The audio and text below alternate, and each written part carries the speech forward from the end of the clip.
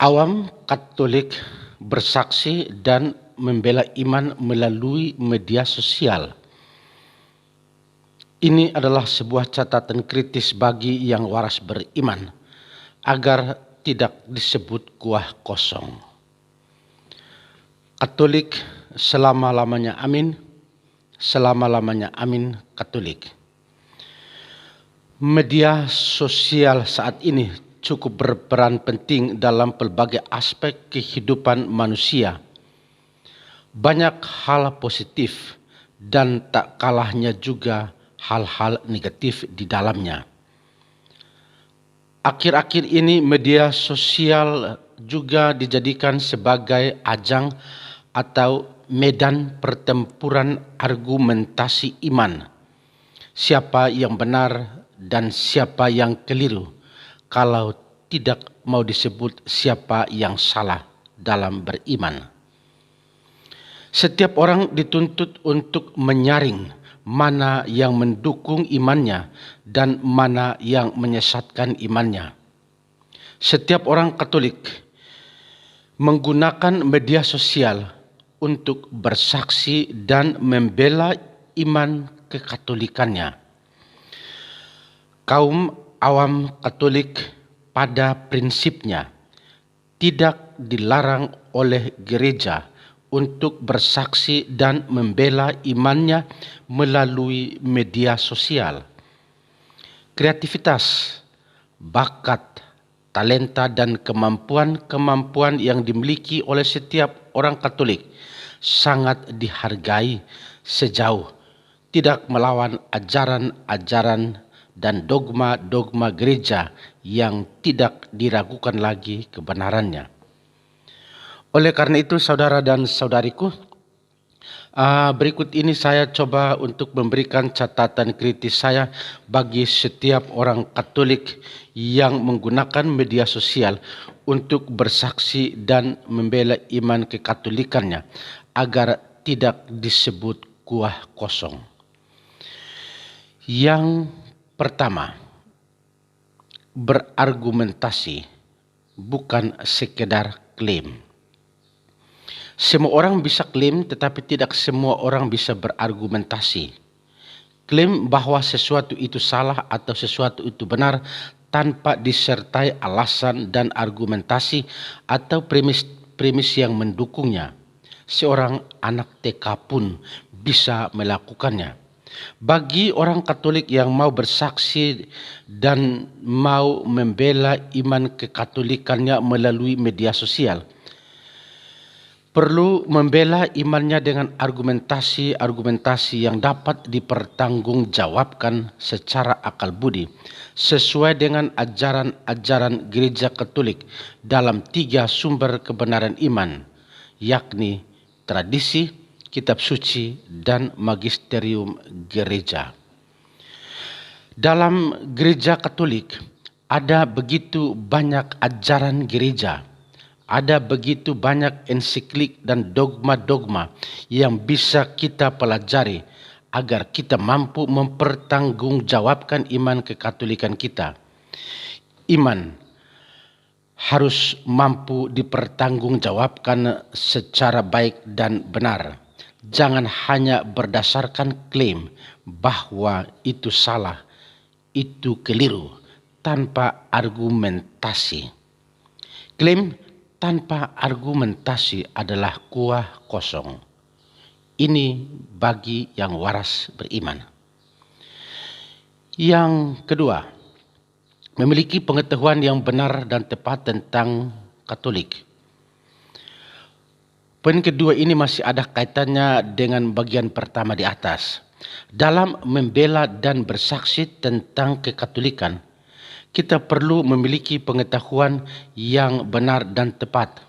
Sebagai agen-agen atau pelayan-pelayan pastoral, anjuran praktis saya adalah gunakanlah sarana-sarana media sosial untuk mewartakan kebaikan Allah dan kebenarannya secara benar dan tepat.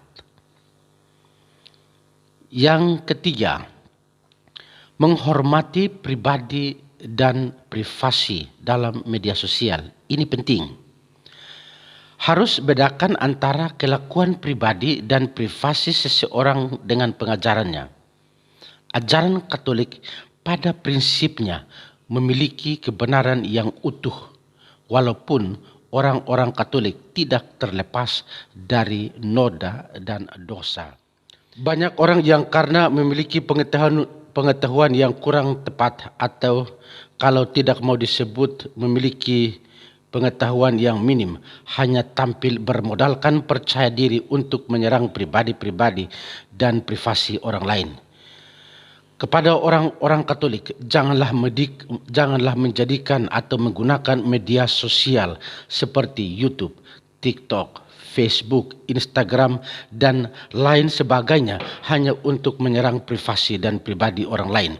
Bersaksilah dan belahlah iman kekatolikan yang benar dan bukan menyerang pribadi dan privasi, karena semua manusia pasti memiliki dosa dan salah. Jangan membela imanmu dengan mengumbar informasi-informasi pribadi, tetapi belahlah imanmu melalui argumentasi dan bersikap secara baik dalam menyebarkan informasi yang berkaitan dengan kehidupan pribadi orang lain. Yang keempat, jangan menyebarkan informasi palsu. Membela iman dan bersaksi melalui media sosial sebagai seorang Katolik. Janganlah menyebarkan informasi yang berkaitan dengan kekatolikan, informasi palsu yang berkaitan dengan kekatolikan. Perlu diketahui bahwa sebuah informasi atau sebuah ajaran harus disertai dengan data, fakta, dan sumber-sumber yang terpercaya. Sejarah gereja pun perlu diketahui agar kita tidak salah beriman. Seorang Katolik cross-check kebenaran dari sebuah berita itu sangat penting. Jangan percaya bodoh-bodoh. Karena itu, anjuran praktis saya bagi orang-orang Katolik, masuklah dalam akun-akun Katolik yang terpercaya agar Anda tidak tersesat dalam beriman. Yang kelima, jangan menggunakan identitas palsu. Sekali lagi, jangan menggunakan identitas palsu. Kalau identitas dirimu saja sudah palsu, kebenaran apalagi yang Anda perlu wartakan melalui media sosial. Berkontribusi membangun dunia bukan medan tipu setan, tetapi medan mewartakan Kristus yang benar agar sesama tidak gagal paham tentang Kristus sang kebenaran. Janganlah mencederai imanmu dengan kepalsuan diri, akun-akun palsu. Berani bersaksi dan membela iman harus berani menunjukkan identitas diri atau identitas dirimu yang benar dan tepat. Atau orang Kupang bilang itu baru namanya jantan. Jangan menggunakan identitas palsu. Yang keenam, memanfaatkan media sosial sebagai sarana pewartaan. Celakalah aku jika aku tidak mewartakan Kristus. Pewartaan pertama-tama harus ditunjukkan juga dalam perbuatan. Apa yang saya wartakan itulah yang saya hidupi dan itulah yang saya amalkan. Sebagai contoh praktis dalam bersaksi dan membela iman kekatolikan, pertama-tama keaktifan setiap orang sebagai agen pelayan dalam kegiatan-kegiatan dan dalam doa-doa melalui dari kelompok basis, lingkungan, dan paroki di mana Anda berada. Hal ini sangatlah penting agar iman kekatolikan kita bukan sekedar kuah kosong. Secara singkat, perlu adanya keseimbangan antara teori dan praktik. Karena tidak semua orang yang berteori atau berkoar-koar membela imannya di media sosial mampu untuk mempraktikannya dalam kehidupan hariannya bersama yang lain dalam sebuah komunitas bersama sebagai orang-orang Katolik. Gunakanlah media sosial. Gunakanlah media komunikasi mewartakan kabar sukacita dan kabar gembira. Tuhan yang benar harus diwartakan, bukan Tuhan yang palsu. Gunakanlah bakat, kemampuan, dan talenta untuk menjadikan dunia sebagai medan cinta Allah yang benar, bukan kepalsuan diri.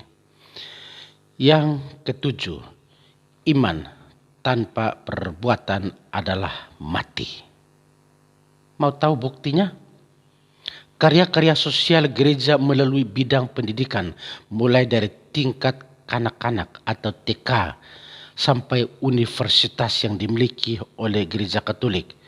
Bidang kesehatan, adanya rumah sakit besar Katolik, bahkan klinik-klinik kecil Katolik di kampung-kampung, pantai-pantai asuhan dan lain-lainnya merupakan bukti bahwa perbuatan baik apapun yang dilakukan oleh gereja Katolik tidak bertentangan dengan iman. Hukum apapun yang baik di bumi maupun hukum ilahi sekalipun pasti merestuinya sejauh tidak bertentangan dengan nilai-nilai kemanusiaan yang dilakukan oleh gereja Katolik untuk memanusiakan manusia dan membangun kerajaan Allah di dunia ini. Allah saja datang menghargai manusia melalui dan dalam diri Yesus Kristus. Karena itu, setiap pelayanan yang dilakukan oleh gereja Katolik, perbuatan-perbuatan dalam dan melalui gereja Katolik yang sudah dilakukan oleh gereja Katolik untuk melayani kemanusiaan, itulah bukti iman yang benar dan tepat. Itulah hebatnya gereja Katolik dalam menghayati imannya dalam perbuatan-perbuatan kemanusiaan untuk melayani manusia. Iman bukan sekedar kuah kosong. Ini bagi orang-orang yang waras beriman. Katolik selama-lamanya amin. Selama-lamanya amin. Katolik.